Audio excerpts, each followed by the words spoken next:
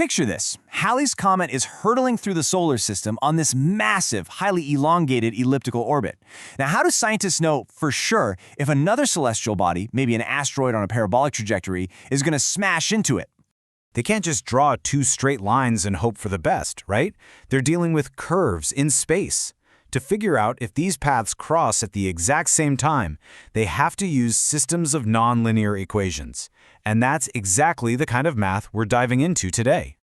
By the end of this explainer, you're going to completely master these core concepts. We'll break down the exact formulas for both substitution and elimination methods, and you'll know how to graph feasible regions. No guesswork here, just straightforward, reliable math. Let's get right to it. So before we even look at a single formula, let's just visualize what we're actually solving for. Imagine pairing a simple linear equation, a straight line, with a U-shaped parabola. We're literally just asking, where do these two shapes touch? Well, there are really only three ways this plays out. First, no solution. The line totally misses the parabola. Second, one solution. The line perfectly skims the edge, acting like a tangent. Or third, two solutions, where the line slices right through the middle, crossing it at two distinct points. Keeping this visual in your head makes the algebra we're about to do make total sense. Okay, so how do we actually find those exact intersection points algebraically? We use the substitution method. Think of this as your master blueprint. Step 1, you isolate one variable in your simple linear equation. Step 2, take that isolated expression and plug it, or substitute it, right into your nonlinear equation. Step 3, you just solve for the remaining variable. And step 4, honestly, step 4 is absolutely crucial. You always have to check your solutions by plugging them back in.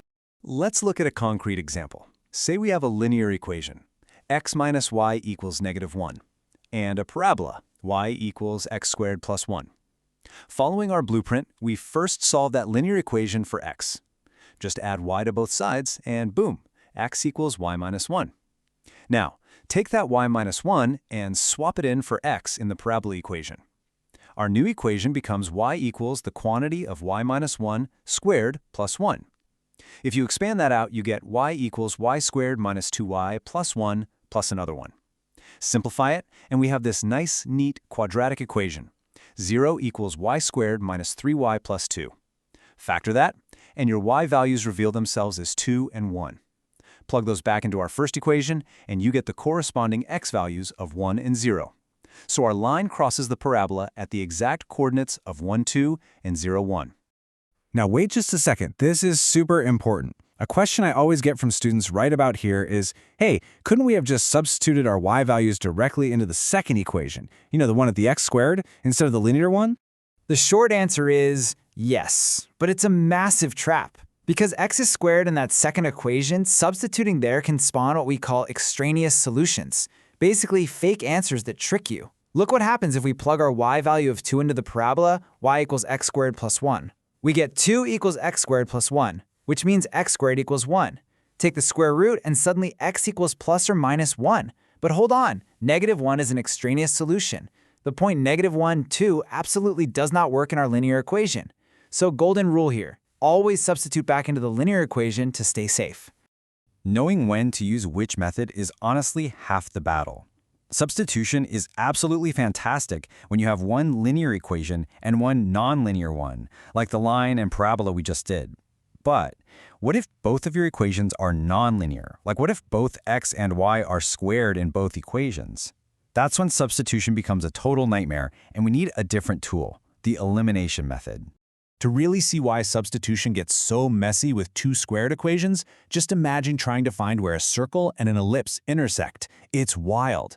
These two shapes might completely miss each other, or they could touch at exactly one point, cross at 2 points, perfectly align for 3, or even overlap to create 4 distinct intersection points. Trying to use substitution for this? Yeah, it's going to lead to massive, ugly, complicated square roots. We don't want that. Instead, we're going to use the elimination method, which is literally a lifesaver for these 2x2 squared systems. First, you multiply one or both equations by a constant. You want to line up the coefficients of one of the squared variables, but make sure they have opposite signs. Second, you just add the two equations straight down. Because you set it up so perfectly, one entire variable just vanishes. It's eliminated. Third, solve for the variable that's left over. And finally, substitute that value back into either original equation to find your specific points. Let's try it on our circle and ellipse. We have x squared plus y squared equals 26, and 3x squared plus 25y squared equals 100. Let's decide to eliminate the x terms. If we multiply that entire top equation by -3, we get -3x squared minus 3y squared equals -78. Now just add that straight down to the ellipse equation. Look at that! The 3x squared and -3x squared perfectly cancel each other out. Poof! We're left with 22y squared equals 22. Divide by 22, and y squared equals 1, which means y is plus or minus 1. Now just drop +1 and -1 back into our simple circle equation. When you do, x turns out to be plus or minus 5. Since both y values gave us positive and negative x values, we have exactly 4 solutions: 5, 1, -5, 1, 5, -1, and -5, -1. 4 clean collision points, calculated in practically no time. All right, let's pivot for a second. Moving from equations to inequalities changes the game. Instead of hunting for exact intersection points, we're now looking for whole regions of answers. When you graph a nonlinear inequality, the boundary line acts just like an equation, but there's a huge visual rule you need to memorize. If your inequality is strictly less than or greater than, you draw a dashed boundary line because the points on the line itself aren't included. But if it's less than or equal to, or greater than or equal to, you lock it in with a solid line. So once you draw that boundary, how on earth do you know which side actually holds the answers? Simple. You test a point. Let's look at y is greater than x squared plus 1. We draw our dashed parabola. Now pick a coordinate clearly sitting inside that U shape. Let's use 0, 2. Plug it in. Is 2 greater than 0 squared plus 1? Is 2 greater than 1? Well, yeah, that's a true statement. That tells us right away that the entire inside region of the parabola is the solution set. So we shade it all in. Now, when you start combining multiple nonlinear inequalities into a system, you're on a mission to find something very specific: the feasible region. This is just a fancy term for the section of the graph where the shaded areas of every single inequality overlap. It's kind of like a mathematical sweet spot, the zone where all the different conditions in your system are perfectly satisfied at the exact same time. Let's tie the whole shebang together and graph a full system.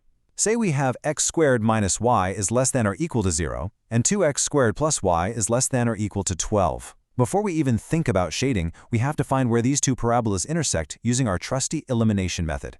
Add them together like they have equal signs. The y variables perfectly cancel. We get 3x squared equals 12. Divide by 3, so x squared equals 4, which means x is plus or minus 2. Plug those back in, and y is 4. So our two boundary curves intersect exactly at the coordinates 2, 4 and -2, 4. Now, testing our points tells us exactly where to bring out the highlighter.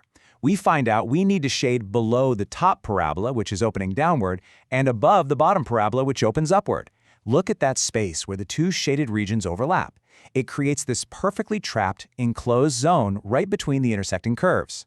That shaded overlap, that is our feasible region. Every single coordinate point sitting inside this bounded area is a valid, 100% correct solution to our system. Let's do a really quick recap of what we just conquered today. We started by visualizing nonlinear intersections, so we knew what we were actually looking for. Then, we used the substitution method to crack mixed systems, we brought out the heavy-hitting elimination method for squared variables, and finally, we learned how to graph and lock in those feasible regions. Now, I want to leave you with a real-world thought. We started by talking about comets crashing in space, but this isn't just abstract physics. Imagine you're the CEO of a huge manufacturing company. Your production cost function forms one parabola, and your daily revenue forms a completely different upside-down parabola. How do you find out exactly how many units you need to make to guarantee you're turning a profit? You overlap those parabolas, you find the intersections, you shade that feasible region, and suddenly you are literally looking at your exact business profit zone. Math really is the engine